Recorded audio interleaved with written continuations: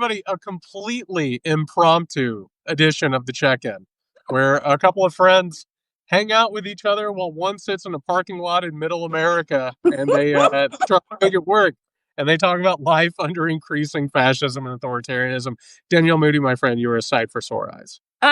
I'm gonna say I am so grateful. I was starting to feel a little like agita as Wednesday was gonna approach, and I was just like, and we're not gonna unpack anything. And I got a lot of big feelings, and like, I got who a am lot I of talking to feeling. these big feelings about? So I was like, I asked Jared, I said, hey, do you have 20 minutes? And he said, I do. For you, I got 25. For you, thank you so much. So you tell me, how are you feeling? You're out in middle America in a parking lot. Yeah, I am. I mean, I'm doing it the right way. I'm sitting in a Dick's Sporting Goods parking lot. It's, and I'm really glad we're doing this because one of the things is I'm out traveling. I've got a bunch of stuff going on, trying to get some, work done.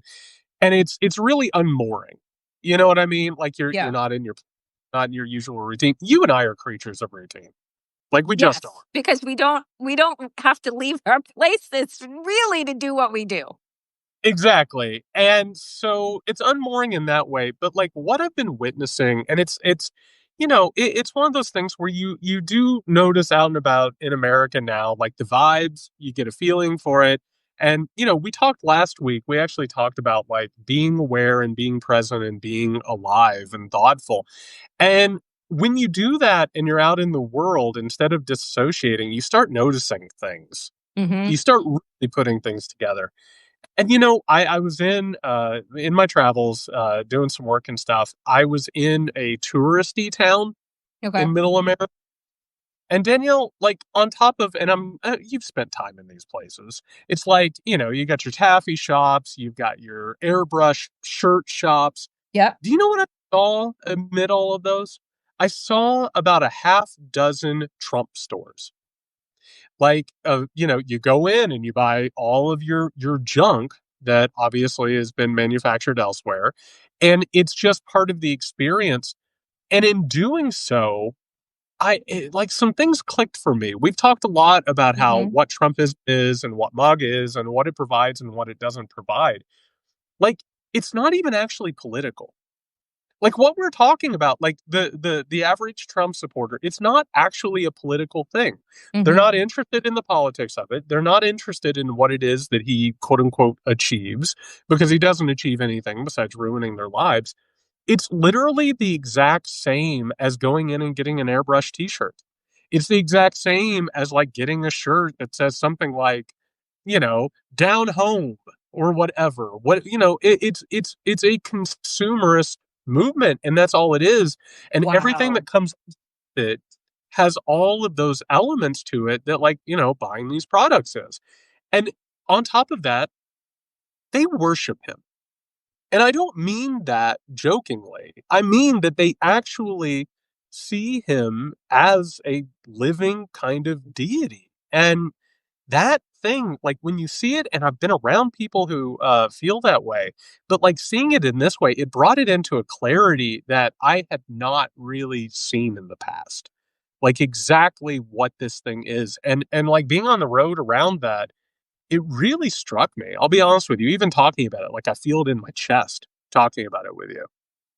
Was there like, I'm assuming in these shops, like this kind of gleefulness, like like this excitement and energy around, like, does the stuff that has his name on it, it's junk, and it's junk that's literally made Jump, in China. jump. And but does it feel like they're getting a piece of him?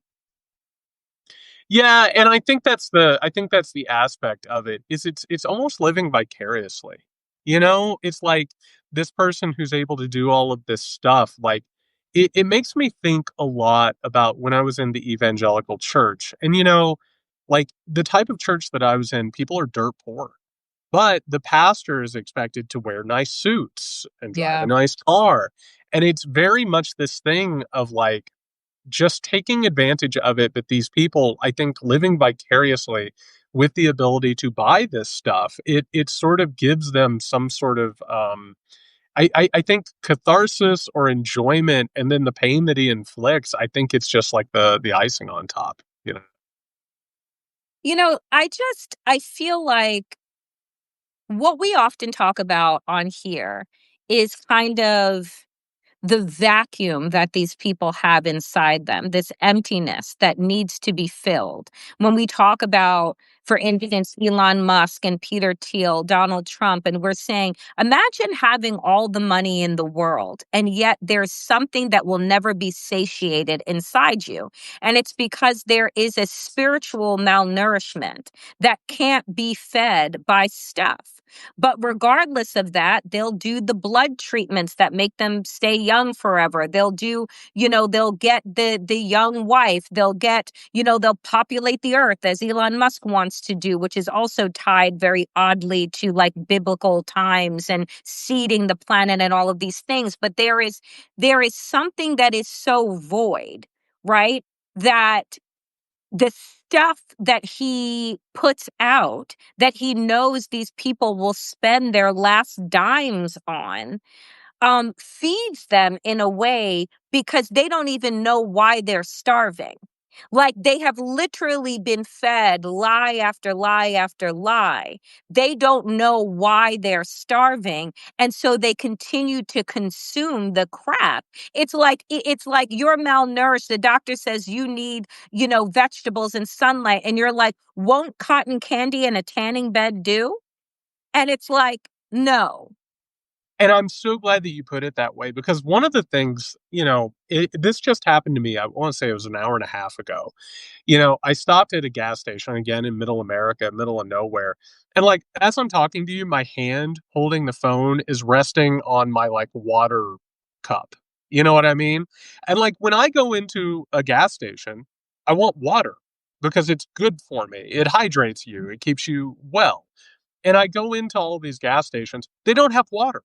Like they have them in bottles, but you can't like get it out of like a machine. Most of them are, not just like Coke products, but like every flavor that you would ever want, every, sort of energy boost or whatever. And then meanwhile, it's like going in there and I'm like, well, I need to have lunch while I'm on the road. Like what I have found, by the way, is like Uncrustables, which are like little peanut butter, like because I don't want to feel terrible. I want something that makes me feel Right. nourished, or maybe some fruit if some of these places have it. And you go in and you watch, and people are obviously they're buying candy. Right. They're buying big giant things of that. And on top of that, like I stopped at like it's noon now, or it's 1. So it must have been like before noon, people just buying as much alcohol as they could possibly get, and it's just one of the things that struck me with all of this is exactly what you said, which is it's a bunch of people. And I remember because I used to live like this in my small hometown. You're just feeding these addictions Yep. that like from like sitting with yourself. And then there are moments where you feel awful and you're like, why do I feel so bad? And you're not being nourished and you're not taking care of yourself and you're not taking care of your basic needs. And it's just a movement that is based around that. And it's the Mm. American it's an American epidemic is what it is. It goes back to what you and I talk about, which is we have a country that is essentially asleep. And they just have this movement and leadership around them that just tell them, hey, you don't need to wake up, just like go deeper and deeper into the sleep. It's really I notice it sometimes, and then other times I'm acutely aware of it, and right now, it's just all that I can see. I think that being in it, because I think that it's one thing for us in our different cities and states to talk about it from the comfort of our homes, knowing that we don't like our circles and our friends and our family, like this is not like I live around very conscious people, right? Like people who want to dig deeper into themselves and community and all of these things because like you want authentic connection, right? And when you see that an entire movement has been built up around the numbing, right? Around Donald Trump is the most brilliant real life reality TV show for them that they get to distract from their actual pain. And they get to be told that, like, I am going to fix this for you. Buy this token, buy my meme coin, buy this stuff. The more that you buy, because that's what capitalism is built off of, right? So he's built this movement, this idealization off of hyper capitalism. The more that you consume of my lies, the more that you buy of my stuff, the closer to me and people like me that you get. But it's just like, he's not wearing and buying the crap. Do you know what I'm saying? Like, you look at, he has no taste whatsoever. He literally has no, like, actual physical taste, but he actually has no, taste in style or anything like that. But you look at his wife. Is she donned head to toe in Trump like regalia? No, she's wearing whatever is off of the runways. So it's also this, like, the ability to lie to people, to tell them that, like, if you buy my crap that it's at Walmart, that's made in China, that's blah blah blah, then you're going to be as close to me and people like me as possible. But you look at those people and they couldn't be more distant. His kids are not wearing Trump t-shirts. They're not selling Trump perfume. Like, they're selling the shit, but they don't embody it. And so it's crazy to me to convince all of these people who are sheep that, like, buying that crap is going to actually make you more like me when you see them and they're not in that crap. No, and it is this thing where we are such a country that is lost in so much of like a simulation of things. Like it's so much so that like you don't really, when you look at something like I'm sitting here looking at like a Best Buy, right? And you look at a Best Buy, I know what a Best Buy is, I know all of that stuff. I can go into a Best Buy around the country and find the exact same things constantly. But you don't think about like what this is and what it represents. And like, the fact is, for this thing to exist all around the country, think about how many people have been crushed, how many businesses have been crushed. And on top of that, like it's done damage to God knows how many industries, you name it. But it's also like that with, like, I don't think they think about why they feel the way they do about Trump. I don't think it ever even occurs to them to think about it. And then there are these moments. And Danielle, I had a conversation with a Trump supporter, and it was like it was a pretty standard conversation, and they're talking in stereotypes and shortcuts because it's the same talking points, right? And they've learned how to kind of do this. And at one point I brought up this whole Epstein thing and the Elon Musk, calling him a pedophile thing. And the truth is this is boiling, and he could very well lose some of his supporters over this for a Yeah, variety, yeah, and it just shorted them out because there's no way to talk about that. And you simply say, well, you like Elon Musk and you like Donald Trump. Elon Musk called Donald Trump a pedophile. What do you say about that? And they're like, oh, I don't I have nothing to. And what it reminds me of is back in life with sort of an unexamined life with people who are addicted to buying and consumption and all of that stuff, in any family where there's been some sort of a crisis, and I don't mean like a health crisis, I mean where someone's been abused and they've come out and said, hey, something really bad happened. I need to talk about it. There is this sort of crisis of reality that is like covering it up and yeah, sweeping it under a rug. And so basically, what we have now is, I think last week you said sleepwalking. yeah, Like, a lot like trying to wake a sleepwalker. They don't want to be woken up and they freak out if they do, and they want to go back to sleep as immediately as possible. And I think we literally are in a situation where like tens of millions of people, if not more, are completely asleep, not just leading unexamined lives, but like just sort of going through the world. They don't know why they're doing what they're doing, but they're aware of like the rush and the dopamine hit that they get.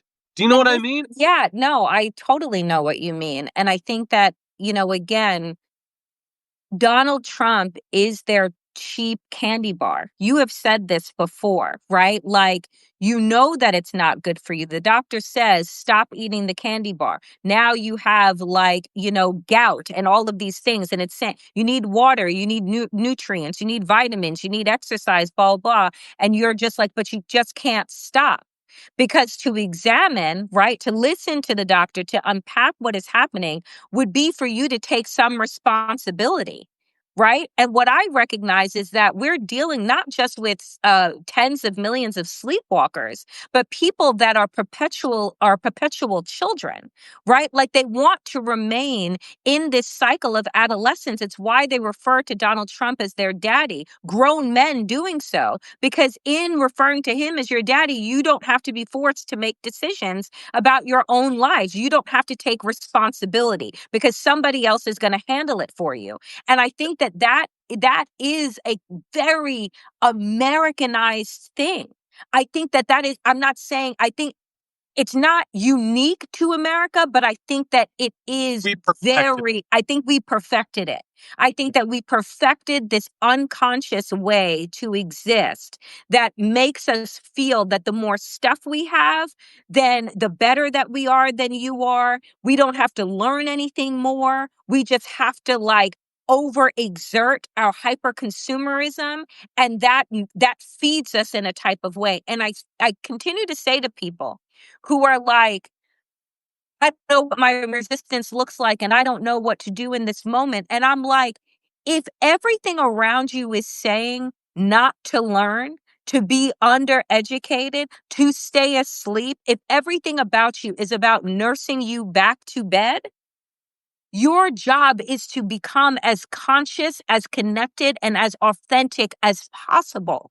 Your job then is to ask hard questions of yourself. Why do I think this way? How did I come to this think and this thought and this theory about America, about this particular thing, and unpack it? Because there's work overdrive to try and cover it all up. And, I think one of the things that I think it unlocks a lot. People always say, well, what does America even make anymore? And America's greatest exports at this point are weapons, the financialization of everything that goes along with corruption and greed. And then there's a third thing, which is addiction. And we are so good at creating things that addict people, whether or not it's, streaming networks, whether or not it's one drug after another, consumption. But also, I was thinking about this. I was on the road, and I'm sure you're like this sometimes. You're traveling, and occasionally you're just like, I need some comfort food, right? So, like, I ate some Doritos. And let me tell you something. If I'm not careful, I'll take some Doritos down, Yeah. like, but here's the They're thing. they're delicious because they taste the same way they tasted when you were 10. Exactly, and on top of that, for maybe people don't know this, and by the way, Google this after we're done with this live stream. There was an incredible article years ago that came out about how Doritos have been scientifically engineered Yep, to be one of the most addictive foodstuffs imaginable. Everything from the color to the ingredients or whatever.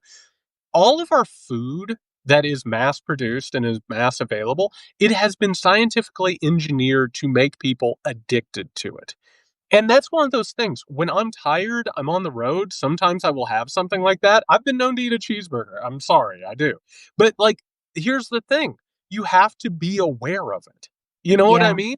yeah. I ate Doritos and I was like, I don't need these around me. I don't No. need to be buying these. I don't need to have these constantly with me because otherwise I'll just have them around. That, I think, is not just with food, it's with everything that has to do with America. And in this modern era, particularly in this like hyper capitalistic neoliberal era, that is at a premium, which is it's a bunch of people who don't feel good. They don't understand why they don't feel good, but they also don't want to sit with the reasons why they don't feel good. Yep. And they don't want to think about the self destruction. And so as a result, our major export and our major production, it's fantasy and addiction. And it's the Mm. ability to not think about these things. And this guy, this absolute monster and all the cretins around him, they personify that explicitly. And as a result, it's not a shocker that he has become a god to them because he enables them. He is the biggest drug dealer that we have ever seen. Period. Damn, Jared. That is so right. And I think that for that reason, it's why people like us and folks that are watching feel physically ill. Ill. Like, feel like there is a physical reaction that I have in listening to Donald Trump and listening to people inside of MAGA, because it is there is it feels like poison. It feels like, and there's a reason why I don't play his clips, like I don't watch him on a regular basis, because I feel like I am opening myself up to a spiritual and physical poison, right? That I don't want to ingest, that you have to be, as you're saying, incredibly conscious about what you're bringing into your body. And that doesn't mean just what you're ingesting in your mouth. It means what you are hearing. It means what you are reading, right? It means like the energy that you're taking in. And I think that that's absolutely right.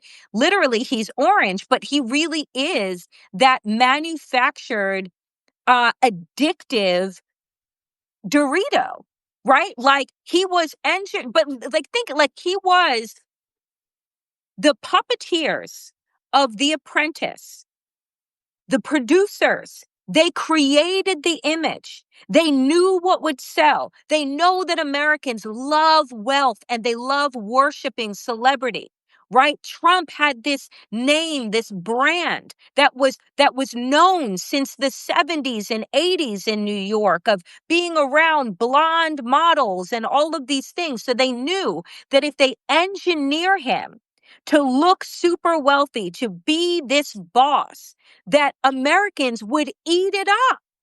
They would eat it up. And now, right? Remember, a few months before the election, that mastermind behind The Apprentice said, "Oops, sorry, America. Sorry, I made the physical manifestation of the atomic bomb and gave it all to you on a silver platter and told you it was entertainment." Right? Like, if Donald Trump had never been rebranded with The Apprentice, he wouldn't have been seen by those circles that saw him as the perfect Trojan horse for their poisonous ideology of how to retake America with this theocracy, with the patriarchy, and all of these things. And so when you're saying it and you're like, fast food, junk food is manufactured to make us addicted, so was Donald Trump for a particular brand of American thoughtlessness that is uncurious and easy to sway. Exactly. And, it is one of those things where it's very much like looking at something. I was in like one of these shops for just a minute, and it's like, how much of America is selling things that are obscene? Do you know what I mean? Like it's not enough to like offer people like foodstuffs that are like, not good for you. But like, what is America? It's overabundance. It's actually, sort of gratuitous. It's like, make it bigger, sell it Yeah. for, and people will buy it because it's bigger, right? You sell sandwiches, you sell candy or whatever, and like part of the whole thing is like the experience of doing something that is obscene, right? Like there's no Mm, to like buy the biggest hot dog in the world. There's no reason to do any of these things except for you want the experience of basically indulging in something that isn't good for you. And in a way, I think some people do it and it's almost like a pride. I yeah. think of that all the time. Like everything from like food to like listen, I can't imagine that you've been behind a lot of big trucks that have truck nuts on them. But it's just like this dumb shit that America. It's almost like that has become a stand-in for like whatever. When people talk about Mm, America is, and you see stars and stripes everywhere, or T-shirts that talk about like, if you don't kneel for my flag, you whatever. You know what I mean? And it actually has nothing to do with the country. It actually has nothing to do with quote unquote American values or freedom or liberty, aside from the freedom of not thinking about what you do and the liberty to hurt other people. And it just yeah. it ends up becoming like you can't even like look at the flag anymore and see it for what it's supposed to be. You see it as a symbol of like it's just a bunch of people who are free to be worse versions of themselves. But that is the liberty that That's the Donald Trump gave them. That exactly. is the liberty that Donald Trump said to 77 million Americans, you've been imprisoned by the left who want you to use pronouns, who want you to not be misogynistic, who want you to accept LGBTQ people, who are keep pushing you and pushing you and pushing you. And I'm telling you, you don't need to be in that box. You can break free. You can be who you are. You can say what you want. There was the study that just came out last week or 2 weeks ago. White men at work feel like they're walking on eggshells. I said, join the fucking rest of us who were never allowed to bring our full selves to work and always had to assimilate, right? And always had to code switch. But the idea that their liberty is actually tied to toxicity. It's tied to the ability to slap a woman on the ass at work and that be okay, to use the N word, to use the F word, to say, to have no filter for your thought and be accepted as like what it is. That is their form of liberty. And we have not found a way to reclaim liberty, patriotism, justice, and all of these things that we allowed to be stolen by the right.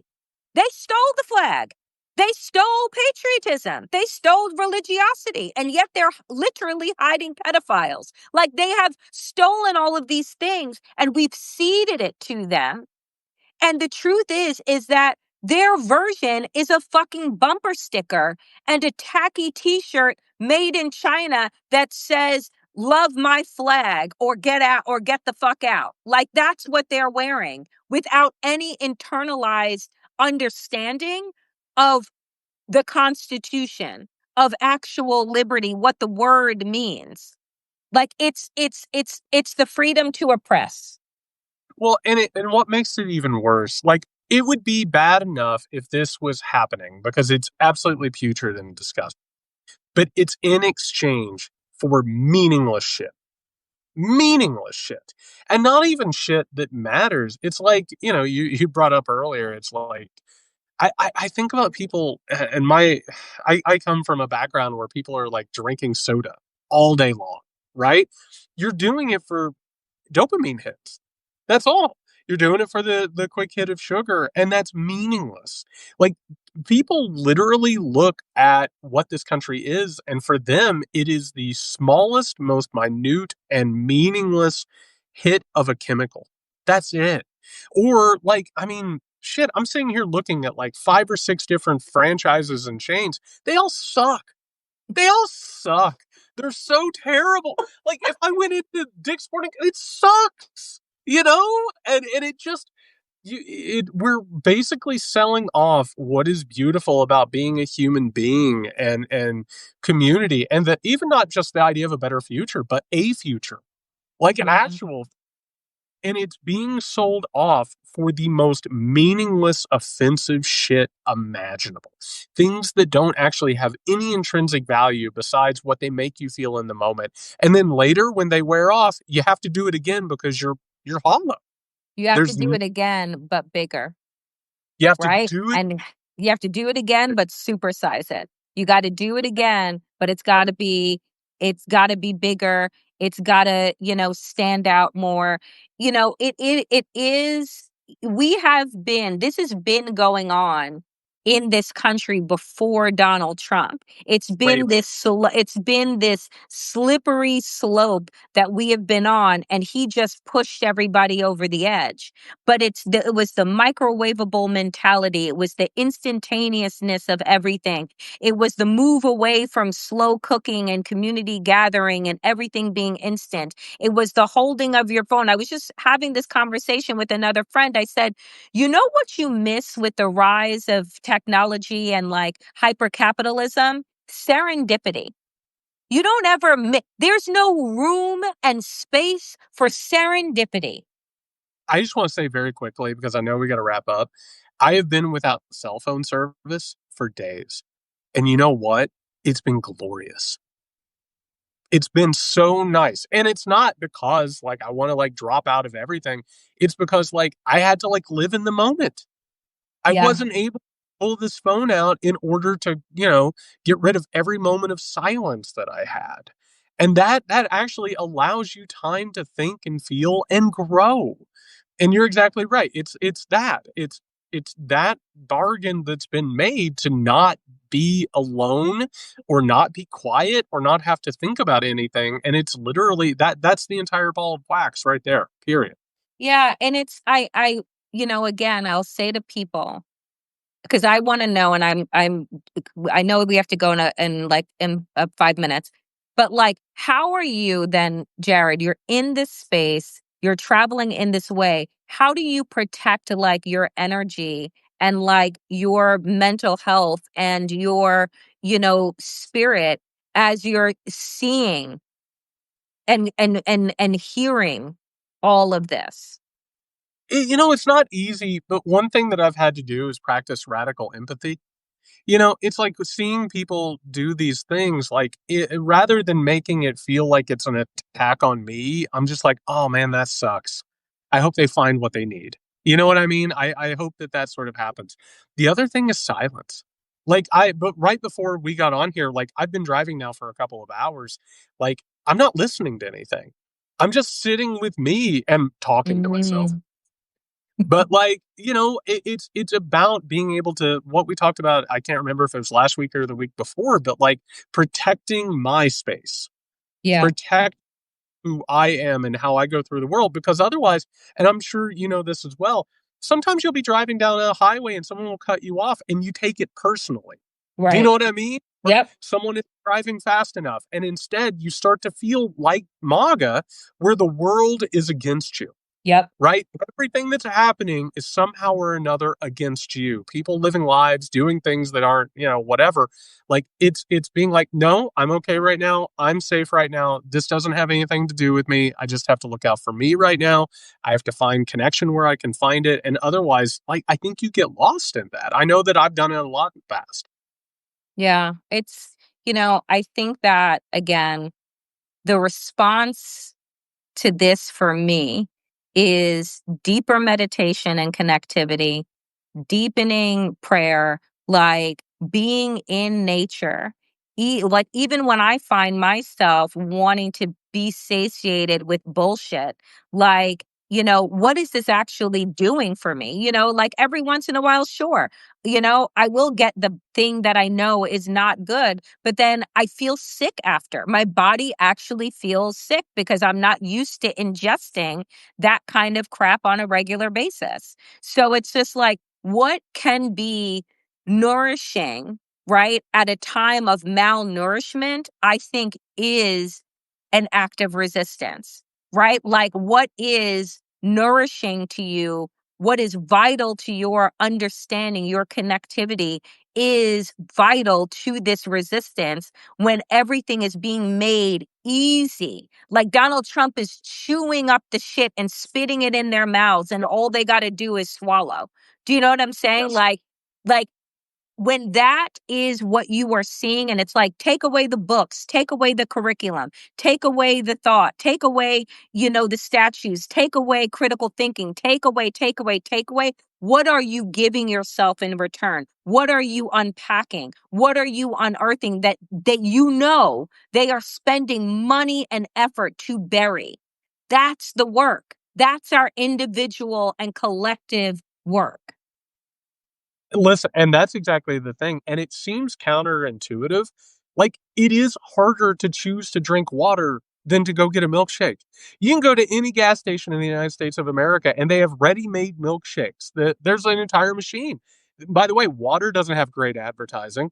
Like, there's no billboard as I'm driving that's like, drink a bunch of water. Like, and that is the thing. Like, why would I want to drink that milkshake? I would want to drink that milkshake because I'm stressed out or I'm tired And it's and going to I make me want feel that good. hit.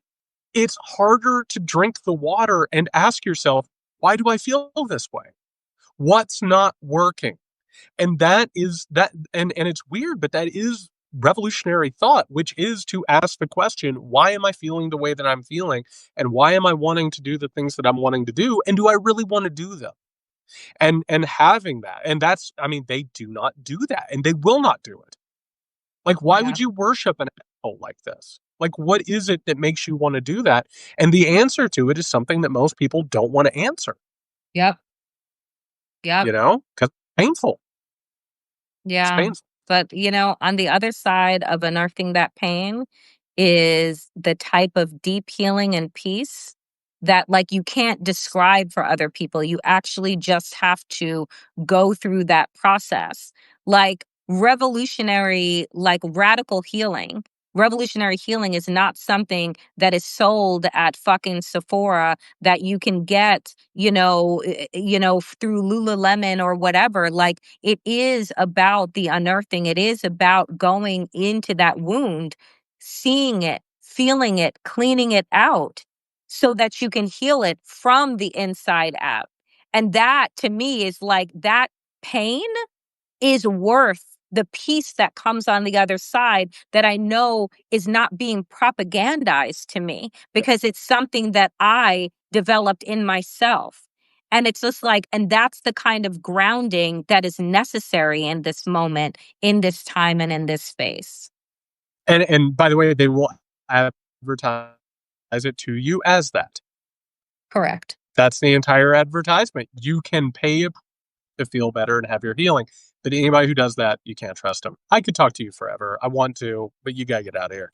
I do. I am so You grateful for gotta go. you. Thank you for pulling over on the side of the side of the road for a check-in. I was gonna go through withdrawal this week, Jared. I needed I the know. I check-in. hate. I know. When I said last week we won't be around next week, I was like, oh, I don't want that. So I'm so glad that we made this happen. I am glad. Please be safe, my friend, on your travels. Please protect your energy and yourself from, what is around. But it's a good insight that you're bringing back to us. It's a great insights that you're bringing back to us. You got to go beyond the walls every now and then. You got Yeah. to go beyond the walls, see what's out there, and it's been really striking. Well, my friend, you take care of yourself. Can't wait for next week. Can't wait for next week. Tk you guys for tuning in. Be safe, Jared. Bye. You bet. Bye.